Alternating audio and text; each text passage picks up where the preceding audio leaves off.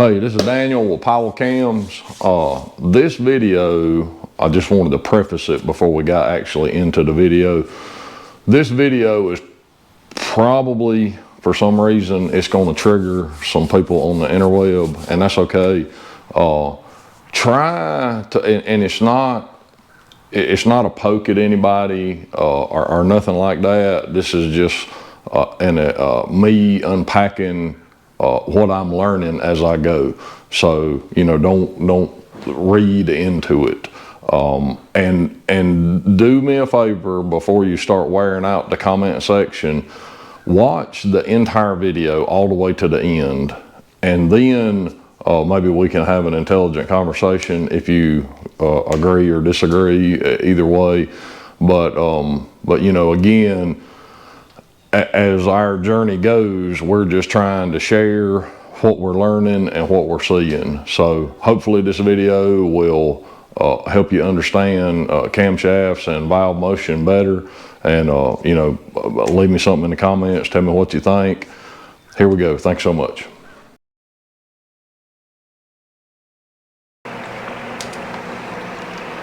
All right, so the whole, well, most of the aftermarket world has embraced lobe separation, intake center line, and duration. This is just super common ways to talk about cam specs, cam events. I mean, nobody says, you know, it opens at X and closes at X. Normal people don't talk like that.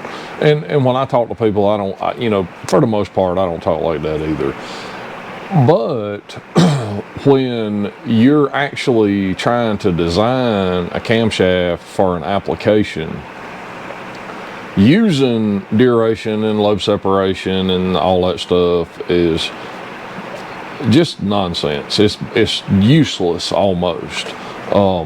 You know, if you've got X engine and, you know, you've done 300 camshafts in this thing, and you'll obviously find, well, this works and this doesn't, and you're looking at the valve, I mean, at the lobe data. So all, you know, 235 at 50 and, you know, whatever intake center line, and, you know, on a cam card it opened here and closed here. All of that is at the camshaft. That is not at the valve. And the problem is, this is why all of that stuff is useless, because that's not what's happening in the engine. That's what's happening at the camshaft. The engine has no idea what's happening at the cam. The engine only knows when the valve opens and when it closes, and to a certain extent the rate in which that happens. You know, obviously the faster that motion is, to some point the engine's gonna like it, and if you just keep speeding it up, the engine would like it, but the valve spring's not gonna like it, or the push rod's not gonna like it. So you gotta make sure that, you know, all of those systems are harmonious together. So you can't just whack it open and shut it, you know, quick, fast, in a hurry. You gotta, you know, that's why we have curves and we talk about motion. So having said that, I've got a bunch of examples that hopefully will illustrate the difference between, for the lack of a better word, lifter motion and valve motion, because they are two very, very different things. And basically, this is where I think, like, I'm trying to think of a word that's, you know, I don't want to be derogatory or anything, because that's not ever our goal. But if you're like, and I mean, I'm guilty of this, right? I mean, I've been doing it this way for a gazillion years, and now that we understand more, we understand that that's not how it's done, and you really need to be looking at other things. But if people are, you know, I hate to use the word design, because most people are not designing anything. They're just, you know, picking some numbers out of a catalog. But if you're picking numbers out of a catalog for your camshaft, I mean, you're basically just guessing. I mean, you're just guessing. And sometimes even with valve motion, you're still guessing, but it's way better guessing, right? It's you know, just regular guessing versus precision guessing, I guess you'd say. But just trying to, because most of the time, well, not most of the time, I'd say 99.9% of the time, and again, you're going to see it here like on screen, but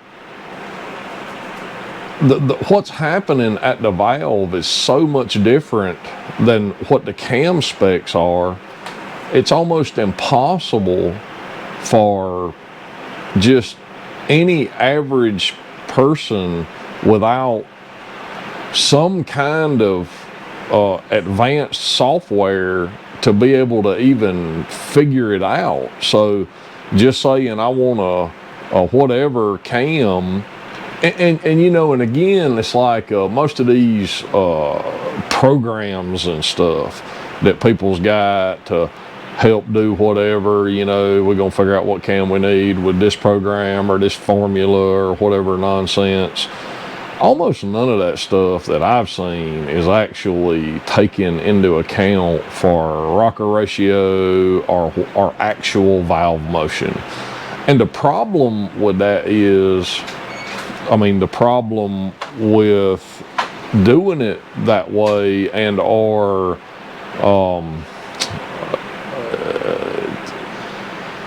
lobes are asymmetrical and or they have span.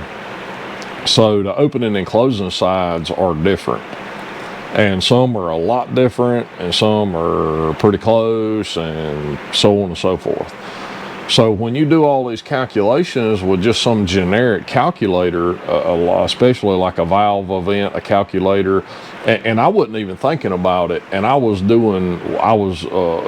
coming up with some events for a customer's cam so we could recommend a spec, and I'm back and forth between the Cam Pro data and the valve event calculator, and I kept noticing that the opening and closing events were just a little bit off, like not way off, but a little bit off. And I'm like, man, what the heck's going on? So I went back and looked, and then I realized that the event calculator cannot calculate for span. It has no way. So the event calculator assumes this lobe is 100% symmetrical. So that's going to lie to you already. And then you add a rocker ratio to that, and it's going to just multiply the lie even more. So you might think that it's opening at, I mean, I just throw an arbitrary number, whatever, it's 40, right? But it's actually 43, or it's closing at the cam at 47, and that'll be closing at the valve at 65 or something. I mean, it's just right. So you got to be careful using that, and not everybody has a cam doctor or an ADCO or whatever, and I dig that. But I'm just saying, like, when you know, if you're working on your grandma's 350 hot rod station wagon, you know, just whatever, pick a cam that's in the middle of the road and put it in there and go. But when you get to the higher level stuff, you know, Super Pro and bracket cars and Pro Stock and on into that world, I mean, there's stuff you got to look at, and then you know, I mean, cylinder pressure, and you need that data, and then you can make adjustments, and most of these, that the few that I've been involved with, when you get to that higher end level, usually I mean, like, nobody can pick the perfect cam the first time. It's just almost impossible. It's just an impossibility. There's too many variables. So what usually happens is a cam will be ground and it'll be tested, and then 2 or 3 variations will be ground for backup testing to see if we can make it better. And that's how the higher end guys usually do it. So anyway, so let's get to some looking at some of this stuff on the screen. Let me start the screen recorder. It's been one of them days. Okay, so first, I think let's just illustrate a couple of things that I think are important to help add to this. And okay, so what you are seeing right here, so this is a Ford solid small block Ford solid roller we did, I don't know, last week or something. And so what I've done is this first column is all of the data that you would see on a cam card at the camshaft. All right, so this thing is 260, let me put on my spectaculars here. 261 on the intake, 270, this is all at 50. 261, 271, it's on a 109.6. So, I mean, it was supposed to be a 110, but it come in on a 109.6. So, all 3 of these sheets are the same cam. So just remember 261, 271. All right, so this next column is 17 lash. So this is at the valve with 17 lash. So at the valve at 50, the cam has grown like almost 8 degrees. So it's 8 degrees bigger at the valve with 17 lash. All right, so it opens at the cam, it opens at 19.5, and at the valve it opens at 22, well 23 basically. So it opens at 23. So I mean, that's 3.5 degrees, 4.5 degrees, I'm sorry. No, 3.5 degrees. 3.5 degrees earlier it's opening than at the cam. And then, so we go over here, and the same thing's happening on the exhaust side too. So we go over one more column, and this is the same cam at the valve with 22 lash.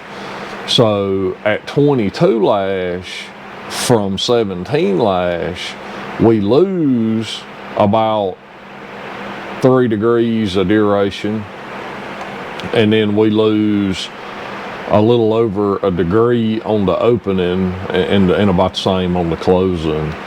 So, and depending on, and we'll look at some solid lobe profiles to just talk about lash and, you know, tight lash, loose lash, you get in trouble and that stuff with velocities and that junk, but just that 5/1000ths lash change, and this is what a 1/6 rocker, the problem gets worse as the rocker ratio increases, but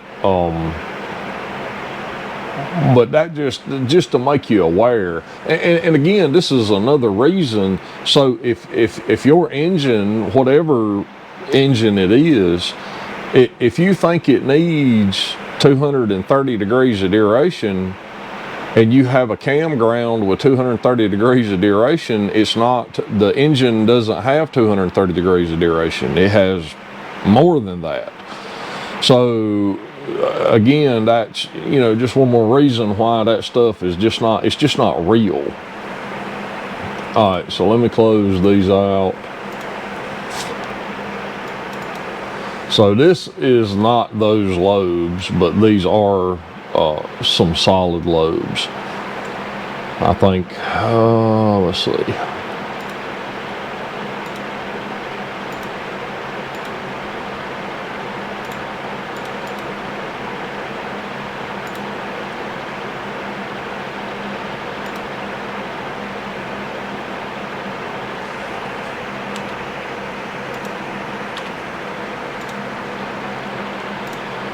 Okay.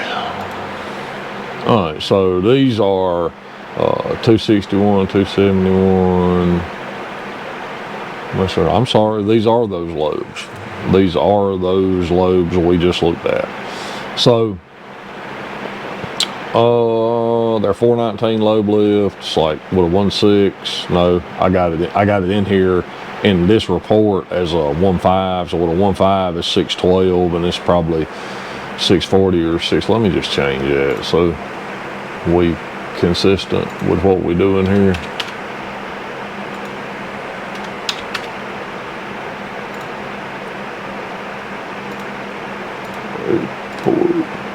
Yep, 654. So it's 654 at the valve with a 1.6. And all right, so let's look at, let me turn on the velocity. So right here in this area, which correlates, you know, down here. So the velocity starts up. Let me bring my,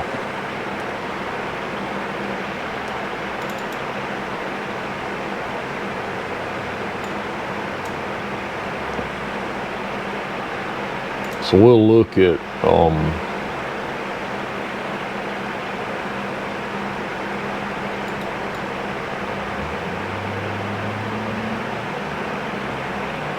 let me get it up here to lash,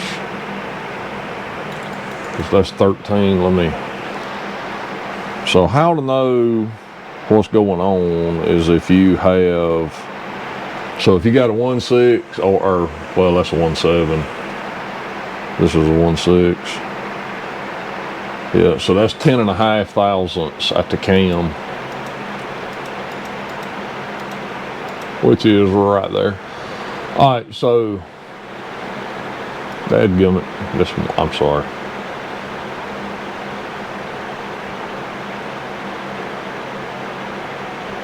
Too many zeros.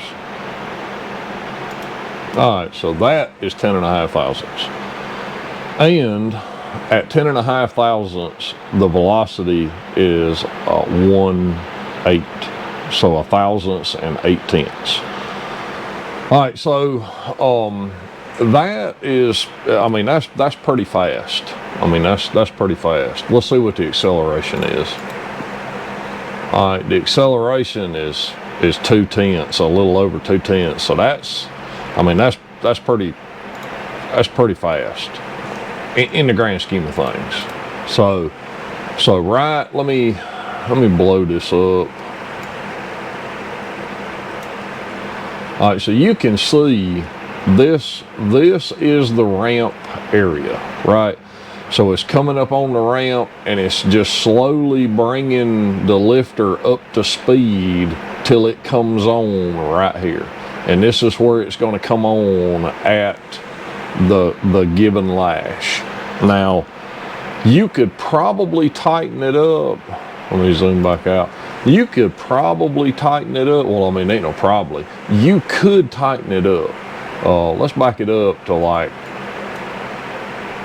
9. I guess if I go the right way, it would help.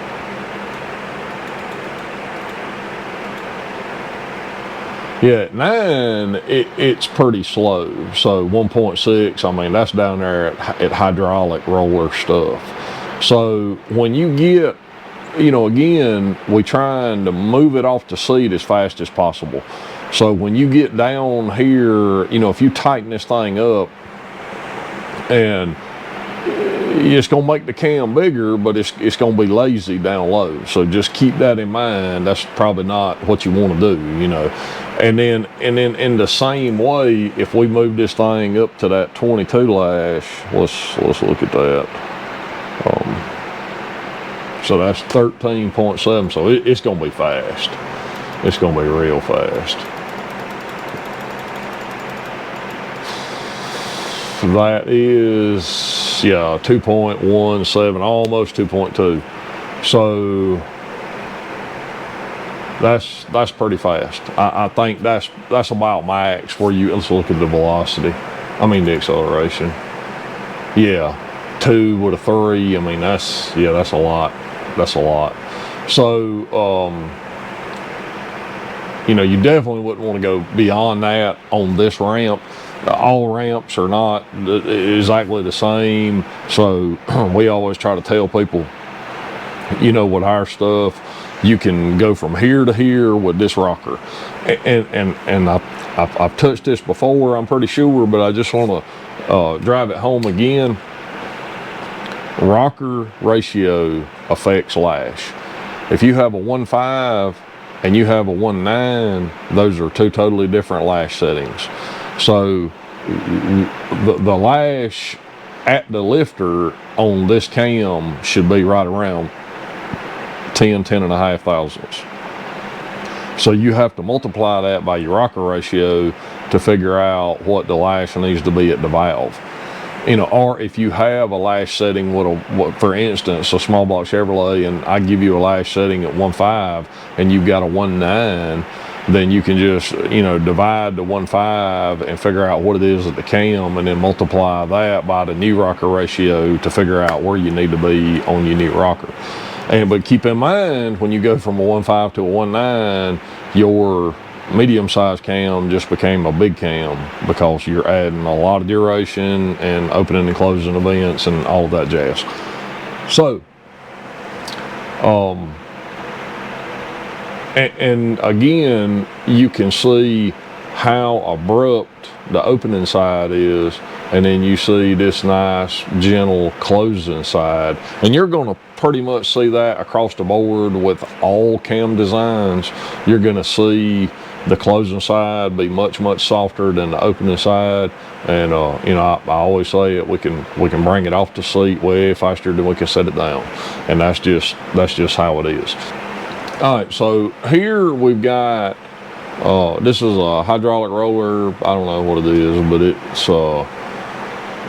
to illustrate the lobe separation versus opening and closing event scenario that I keep preaching. And it's really only an argument in the public forum. In the camshaft world, nobody is arguing that opening and closing, I mean, nobody's using LSA in the camshaft world. Just people on the internet are using this kind of stuff. I mean, there may be some, but you know what I'm saying, the high-end guys. So here's a report. All right, so this cam is 224 on the intake, 234 on the exhaust. It's on 110 straight up. All right, so if we look at, it's got 69 degrees of overlap at 6, and it's got 9.5 degrees at 50. So if we had this cam and we decided, you know, the exhaust is just too small, we need some more exhaust duration, kind of like a perfect example with the cam challenge, but we don't want to change anything else. We don't want to change the intake opening, we don't change the overlap triangle, the intake closing, so therefore the exhaust closing, we just need to lengthen the exhaust opening event. So how do we do that? So what we would do is, this is the intake, this is the exhaust. The intake opens here, the exhaust closes here. So we don't want to mess with this triangle. We like the overlap we got, we want to keep it there, but we just need to put more exhaust duration in it. So, you know, if you just focus in on center lines and duration numbers, you can't really unpack that. There's no way to really, well, what do? You know, you don't know how to line up because you're not looking at events. You can't see that the exhaust closing is at this number, and then with a bigger lobe, well, how do we get it at that same number, right? So that's the problem with that that kind of thinking. So if we come over here and turn on this lobe, you can see I've got both lobes, one's like, I don't remember, 10 degrees, I think it's 10 degrees bigger. So with 10 degrees bigger, but the exhaust closes in the exact same place. It just opens earlier. So how we do that is, well, I mean, I can just manipulate it, but it's 10 degrees, so we moved it 5. So now this cam with this new lobe, this cam would be 112.5 LSA plus 2.5 versus the original cam was 110. So in manufacturing, we need to use lobe separation and intake center line to produce this outcome. But the engine, when you're designing, you need to look at openings and closings, right? So we'll turn this lobe back off. So if we look at it at the valve, so it was 220 something, 230 something at the valve. I mean at the lobe. So at the valve, we come over here and we're 239, 248. So it went from 224 to 239 at the valve. I mean, and so that's a big difference, right? Compared. And so this is why it's just critical to start trying to move toward looking at stuff at the valve itself. And sometimes it's really hard to get that data, and some of these places can't give it to you because they just don't have it like this. But as long as I have the lobe in CamPro, I can pull it up and manipulate it any kind of way we want to. I can move it, I can see all the data, whatever I want to do. So that's really helping me understand better how this stuff works and why and where. So keep that in mind. 239, 248, I think I got that wrote down.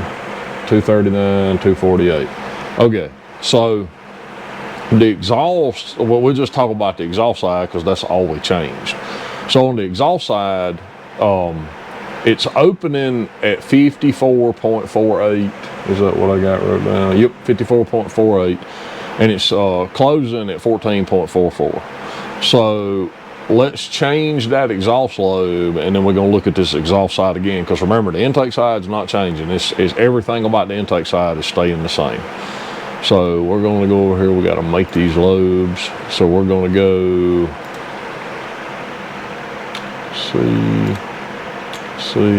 make lobes, and then we're going to go. Okay, so let's go just look at the report, make sure we got all our right stuffs. All right, so now we're 224.6 and 243.8. So we picked up roughly 10 degrees on the exhaust side, and that give us 67.8 and 9.1 overlap numbers at the camshaft. So let's go to the valve, and then we'll see what that did. So we're still 239 on the intake, but on the exhaust, now we're 258.23. So what that done, if we look, we were opening, and again, there's some small discrepancy. I could scoot it around a little bit and get it dead nuts exact, but we open at 14, and we closed at 14, and on the previous cam, we closed at 14.4. So it's within 0.4, but I could move the exhaust center line and get that just dead nuts. But again, we're talking about 0.4. It's just, you're right. So, I mean, half a degree is what we're talking about. But the opening is 64 on the new lobe. The larger lobe is 64 before bottom dead center, and then it was 54. So we put that whole 10 degrees on the opening side, and that's again, to me, that's the key, right? Knowing where those events are happening and being able to move the lobes where we can achieve those opening and closing numbers, so we can get the result we want and not mess up a bunch of other stuff. But when you stuck on, it's got to be this lobe separation, then everything else you do is a compromise, because you're stuck with this lobe separation, so you can't manipulate opening and closings to fit the application. You're just always either, because if you're stuck on, it's got to be, we'll just use 110 as an arbitrary number. Well, if you add more duration, then it's splitting that duration on both sides of the center line. So now it opens earlier and closes later, and and it's always going to be that way. And intake center line is kind of the same way, but it's one of them deals that intake center line and lobe separation is just a mechanical manufacturing process to achieve the opening and closing events, because that's just the way the grinder works. It works off of angles. And so, into the design phase, you got to figure out where you want these numbers to be. And then once you figure them out, the software tells us that it's this center line on the exhaust and this center line on the intake and this much duration at the cam to yield these numbers at the valve.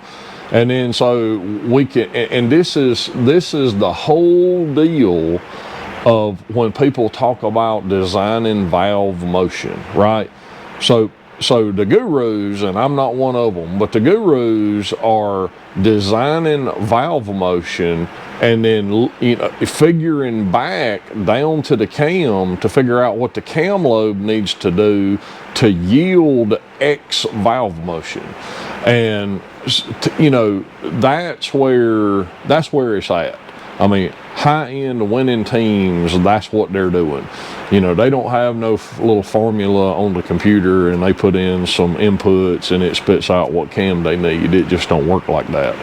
And so I just think this stuff is absolutely fascinating, and most of the time it makes my head hurt. But as we go, we learn more and more and more, and then we can apply the stuff we learned. And it's critical. It's just critical to have some. I mean, if you are a shop or building high-end engines, I think it's critical to have a really middle of the road understanding of lobe designs and valve motion and what the rocker's doing to the cam lobe. And I mean, not poking at anybody, but like I talk to a lot of these lobe designers and big cam companies, and I know a lot of them, and they tell me sometimes some of these cam gurus, they pick all these crazy numbers that they want on a lobe, and they just pulling numbers out of the air, because when they try to, it's not even possible to achieve the numbers that they want. I mean, it would be so out of place that it just wouldn't live. It wouldn't work, or just crazy stuff. So, I mean, some of that stuff you hear is just it's a little odd sometimes. But hopefully this has made some kind of sense. I might have rambled a little bit, and I didn't mean to, but I think that the takeaway is,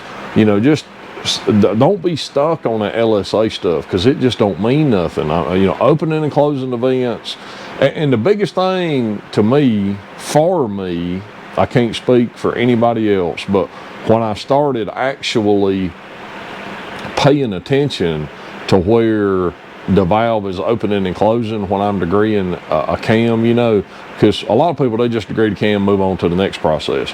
But slow down and start actually looking at what's happening. And the more you do like that, the more you will understand what's going on and where the piston is in relation to the valve.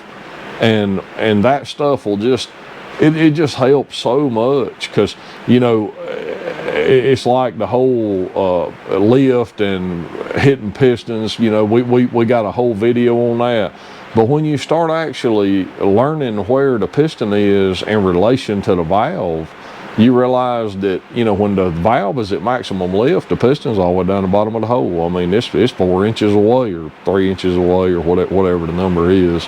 And so that stuff will just help you be better and help me be better, and you know, and that's the scenario.